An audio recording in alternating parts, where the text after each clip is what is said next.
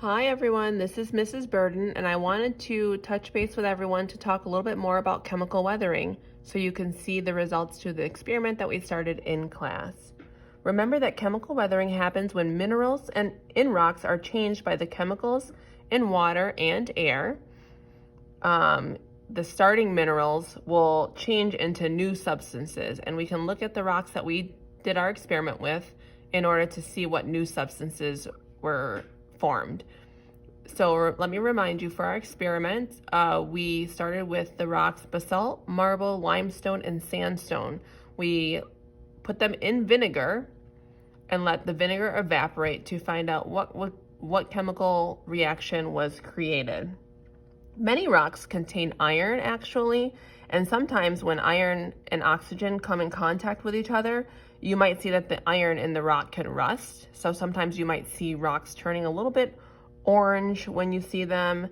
But in this case, we have a little bit of a different reaction.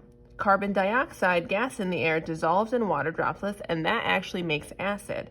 The acid droplets can fall as rain. So the vinegar is acting as our acid, because vinegar is an acid, to replicate acid rain. When you see this, the acid causes calcite to form, and the calcite can make holes and create something that looks like it's growing on top of the rocks. And you could see that the rocks get weaker when exposed to acid rain. I want you to look at the reactions we have here, and when you can, comment below on which rocks formed calcite. So here's the basalt. We can look closely at that. Then let's look closely at the marble. Then we'll look closely at sandstone.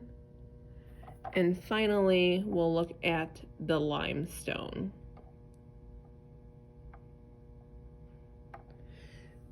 Looking at this, what conclusions can you draw from your observations? And can you explain what happens when acid rain falls on different rocks?